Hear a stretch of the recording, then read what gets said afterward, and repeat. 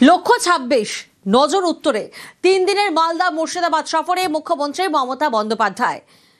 সোমরাজ প্রতিনিধি আমাদের সঙ্গে রয়েছেন। সোমরাজ, মুখ্যমন্ত্রী মমতা বন্দ্যোপাধ্যায়ের সফরসূচি সম্পর্কে কি জানা যাচ্ছে?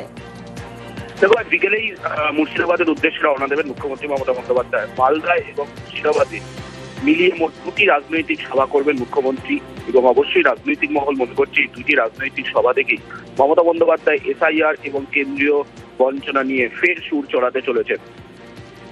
আগামীকাল মালদার গাজল মাঠে সভা করবেন মমতা বন্দ্যোপাধ্যায়। মূলত মালদার গাজল কলেজের মাঠে এই সভা করবেন এবং বৃহস্পতিবার মুর্শিদাবাদের বহরমপুর স্টেডিয়ামে রাজনৈতিক সভা করবেন মুখ্যমন্ত্রী। মালদা এবং মুর্শিদাবাদ এই 2টি রাজনৈতিক সভা থেকেই একদিকে যেমন এসআইআর, অন্যদিকে কেন্দ্রীয় বঞ্চনা ইস্যু নিয়ে সুর চড়াবেন মমতা বন্দ্যোপাধ্যায় এবং বৃহস্পতিবারই কলকাতায় ফেরার কথা মুখ্যমন্ত্রীর। বেশ,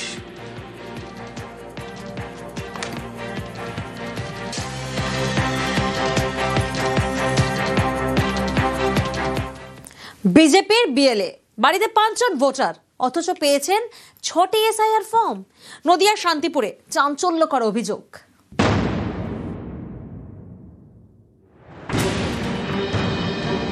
নদিয়ার শান্তিপুর, এখানকার 60 নম্বর বুথ এলাকার বাসিন্দা সুভাষ চন্দ্র রায়, তার 2 ছেলে, এক ছেলে গোবিন্দ বিজেপির বিএলএ, বাড়িতে 5 জন ভোটার, তাই 5টি এসআইআর ফর্ম পাওয়ার কথা। অভিযোগ সেখানে গিয়েছে 6টি শান্তনু রায়ের নামে। বাবার নামে আমাদের ঠিকানা আর একটা সন্তান এসে, এটাকে তো আমরা চিনি না বা জানি না, এটার জন্য আমাদের সমস্যা। 2 ভাই একেতে বাবার সম্পত্তি আছে, ভবিষ্যতে দেখা গেল বাবা মারা গেল, তখন সে দাবিদার করতেই পারে, তখন তো আমাদের একটা বিভ্রান্তি সৃষ্টি হয়ে যাবে। হ্যাঁ, ভিডিও বলেছে তোমার বাবার থেকে লিখিতভাবে এটা জমা দিলে নামটা কেটে যাবে। আমাদের 87 বিধানসভার 60 নম্বর পার্টের হয়তো বাসিন্দা নন, ভোটার নন, তার ফর্মটা বিএলও কাছে চলে গেছিল। উনি যদি ওখানকার ভোটার না হন, ওখানের যে ড্রাফট রোলটা আমাদের বেরোবে সেই ড্রাফট রোল থেকে তার নাম বাদ যাবে। পরে উনি যেখানকার ভোটার সেখানে নিশ্চয়ই নাম তুলে নেবেন। বিএলও 5টির জায়গায় 6টা ফর্ম হাতে পেয়েছিল, আমাদের কাছে ফেরত করে দেবেন নিশ্চয়ই। আলিপুরদুয়ারের শামুকতলার তুরতুরি গ্রাম, এখানকার বাসিন্দা মহিদুল হক। অভিযোগ, তাকে বাবা সাজিয়ে আগে ভোটার তালিকায় নাম তুলেছেন মঞ্জুর হক, এবার এসআইআর ফর্মও ফিল আপ করেছেন। ভোটার তালিকায় নাম তুলেছেন? হ্যাঁ, কার ডকুমেন্টস দিয়ে? মহিদুল হক। কি হয় আপনার আপন বাবা নাকি পালিত বাবা? না, আমাকে ছোট থেকে পাইলে বড় করছে, বিয়ে টিয়ে দিছে। ছোট থেকে যখন বড় করছে, মানুষ করছে, তো প্রমাণ তো ওকেই চিনি আমি, অন্য জনকে তো আর চিনি না। জন্ম না দোক, আমাকে তো কর্ম করছে। কোথা থেকে নিয়ে আসছিলেন? বিহার থেকে। আমার অধীনেই এতদিন ছিল, ছোট থেকে বড় হলো, বিয়ে শাদী দিলাম, আলাদা জমি কিনে বাড়ি করে দিলাম। হ্যাঁ, সরকারি ভাবে তো আমার ডকুমেন্টস দিয়ে ওনার ভোটার ইয়েটা করা হয়েছে, এসআইআর ফর্ম পাইছে, ফিল আপ করা হয়েছে? হ্যাঁ, ফিল আপ করে দিয়েছে। আপনার ডকুমেন্টস দিয়ে? হ্যাঁ, আমার ডকুমেন্টস দিয়ে। পশ্চিম বর্ধমানের কুলটি, এখানে 3টি বুথ মিলিয়ে প্রায় 200 ভোটারের হদিশ নেই বলে অভিযোগ, তাই এসআইআর ফর্ম দিতে পারেননি বিএলও। যারা এসআইআর ফর্ম ফিল আপ করেননি তাদের সচেতন করতে চলে মাইকিং। বিএলও বারবার আপনাদের বাড়িতে যাওয়া সত্ত্বেও আপনাদেরকে পায়নি। আমাদের বিএলও আপনাদের বাড়িতে যাবে, ফর্ম সংগ্রহ করুন এবং যথাযথ উপায়ে পূরণ করুন এবং জমা করুন। 70 জনের মতো এখনো খুঁজে পাওয়া যায়নি, তারা এলাকায় ঠিকমতো ট্রেস করা যাচ্ছে না। আমি তো নতুন বিএলও, আমি ট্রেস করেছি, আমার বিএলএরা সাহায্য করেছে এবং আমাদের সার্ভার সাহায্য করেছে, কিন্তু তাদেরকে খুঁজে পাওয়া যাচ্ছে না, এখন পর্যন্ত পাওয়া যায় না। এরপরে আসতে পারে তারা। হুগলির চাঁপদানি, এখানেও একাধিক ভোটারের হদিশ মেলেনি বলে অভিযোগ, তাই বিভিন্ন জায়গায় নোটিশ ছাটিয়ে দেন বিএলও। লিস্ট আমাদের বিএলও সাহেব, মাসুম সাহেব টাঙিয়ে দিয়েছেন। উনি চেষ্টা করেছেন খুঁজে বার করা, কিন্তু খুঁজে পাওয়া যায়নি।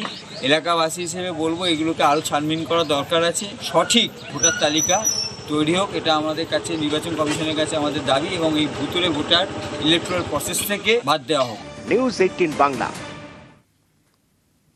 এসআইআর চলাকালীন 21 লাখ মৃত ভোটারের হদিশ।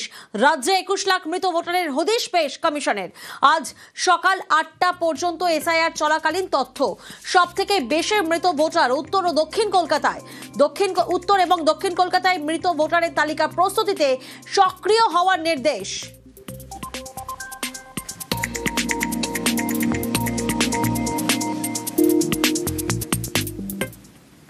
অন্যদিকে এসআইআর ফর্ম ফিল আপের নারাজ বাঁকুড়ার আদিবাসীদের একাংশ।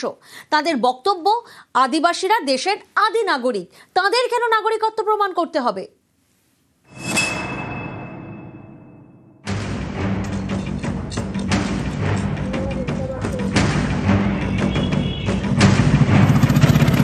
বাঁকুড়ার রানীবাঁধ ব্লকের রাউতরা গ্রাম পঞ্চায়েত।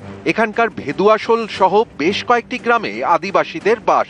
তাদের বাড়িতে এসআইআর ফর্ম বিলি করেছেন বিএলও, কিন্তু আদিবাসীদের একাংশ এসআইআর ফর্ম ফিল আপ করতে নারাজ।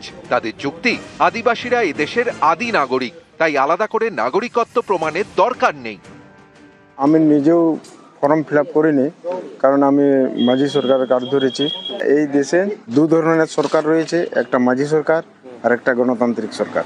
তো আমি ভুলবশত আমি কার্ড ধরেছিলাম, 95 সালে ভোটার ধরেছি, আধার ধরেছি, প্যান কার্ড ধরেছি, আরও অনেক কিছু।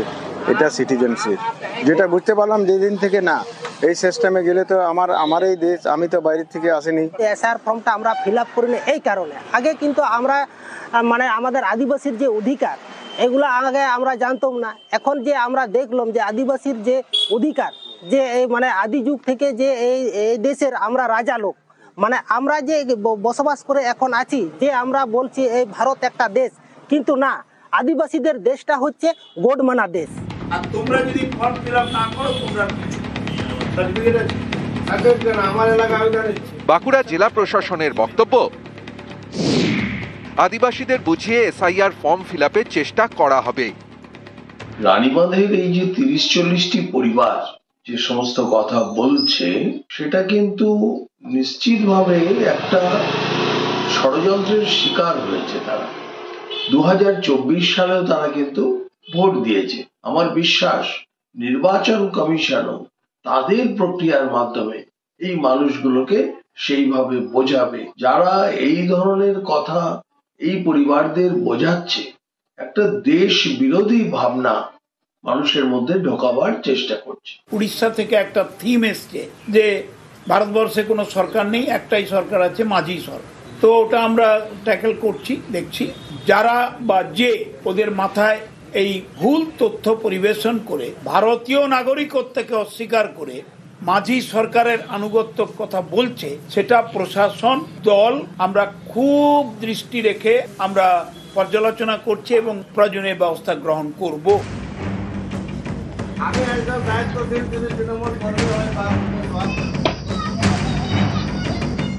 বাঁকুড়া থেকে প্রিয়ব্রত গোস্বামী, নিউজ 18 বাংলা। নজর রাখবো আমরা সন্দেশখালীর দিকে। এবার সন্দেশখালীতে মণ্ডল পরিবারকে ফের মারধর, সরবেরিয়ার মণ্ডল পরিবারের সদস্যদের মারধর। অভিযোগ শেখ শাহজাহান ঘনিষ্ঠদের বিরুদ্ধে। অনুপম প্রতিনিধি আমাদের সঙ্গে রয়েছেন। অনুপম, কি জানা যাচ্ছে, কেন মারধর, যারা জড়িত তাদের বিরুদ্ধে কোনো আইনি পদক্ষেপ?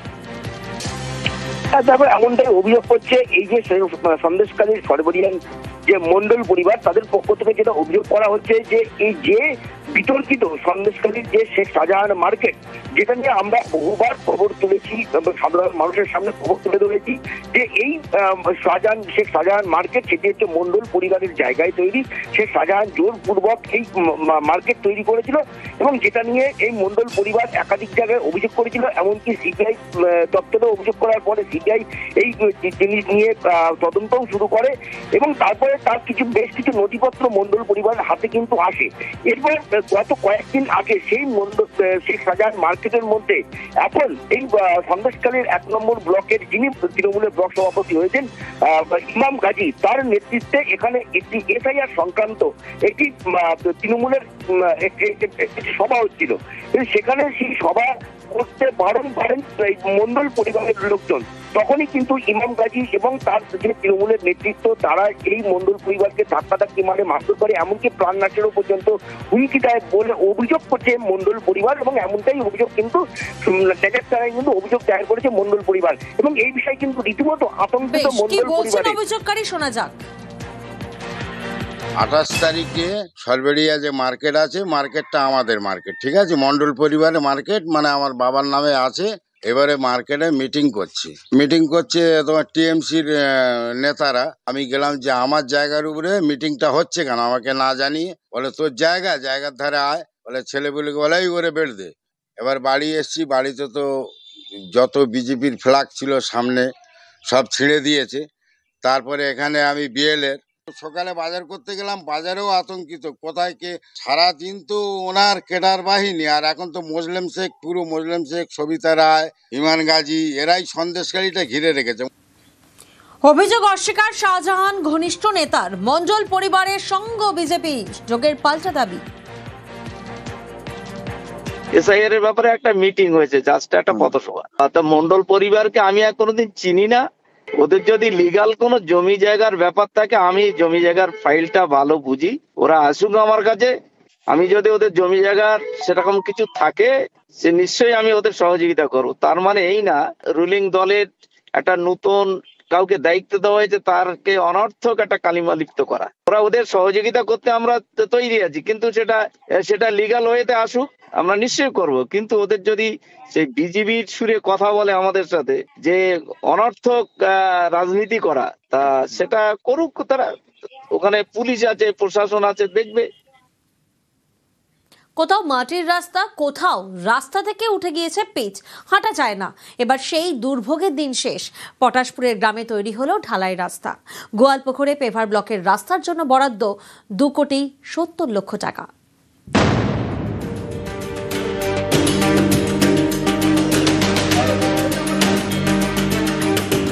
পূর্ব মেদিনীপুরের পটাশপুর 2 নম্বর ব্লকের যোগতি, এই এলাকায় তৈরি হয়েছে ঢালাই রাস্তা, যা গ্রামের প্রথম পাকা রাস্তা। শ্রীরামপুর গ্রাম পঞ্চায়েতের যোগতি, এখানে ছিল মাটির রাস্তা। প্রতি বছর বর্ষায় ভোগান্তির এক শেষ। স্থানীয়দের দীর্ঘদিনের দাবি ছিল গ্রামে পাকা রাস্তা হোক। শেষমেশ রাজ্য সরকারের আমাদের পাড়া আমাদের সমাধান প্রকল্প থেকে বরাদ্দ করা হয় 3 লক্ষ টাকা। তৈরি হয় ঢালাই রাস্তা। এই রাস্তা দীর্ঘদিন ধরে হয়নি, এই পাড়ায় সমাধান প্রকল্পে এই রাস্তাটা হয়েছে। আমরা খুব খুশি। পাড়া সমাধানে জানিয়েছিলেন? হ্যাঁ, আমরা আবেদন করেছিলাম, তাই এই রাস্তাটা হয়েছে। দীর্ঘ 34 বছর আগের থেকে সিপিএম এখানে পঞ্চায়েত ছিল, কিন্তু কোনো প্রকার এই রাস্তার উন্নয়ন হয়নি। আমাদের পাড়া আমাদের সমাধান, আমাদের মাননীয় মুখ্যমন্ত্রী প্রেরণায় এই রাস্তাটা আমরা সাধারণ মানুষের কথা ভেবে এই রাস্তাটা করা হয়েছে।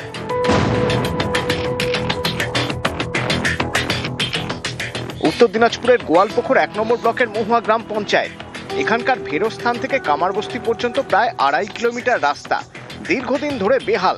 রাস্তা থেকে উঠে গিয়েছে পিচ, তৈরি হয়েছে গর্ত। এই পথে যাতায়াত মানেই দুর্ভোগের এক শেষ। পাকা রাস্তার জন্য বারবার সরব হন স্থানীয়রা।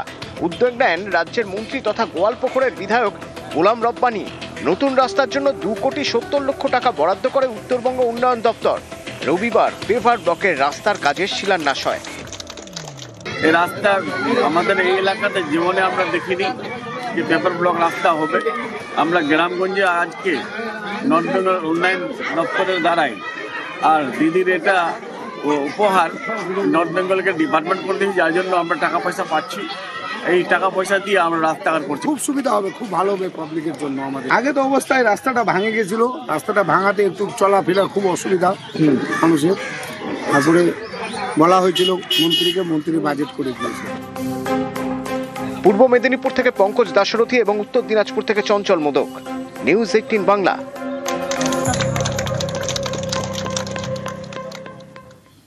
ডেবরাই কাঁসাই নদীতে অস্থায়ী রাস্তা। ব্লক প্রশাসনের উদ্যোগে তৈরি অস্থায়ী রাস্তা। কয়েক মাস বাঁশের সাঁকো নৌকায় ছিল ভরসা। ভারী গাড়ি যাতায়াত করতে পারত না। চরম দুর্ভোগে ছিলেন স্থানীয়রা। আর এবার হিউম পাইপ দিয়ে অস্থায়ী রাস্তা তৈরি। দিগ্বিজয় প্রতিনিধি আমাদের সঙ্গে রয়েছেন।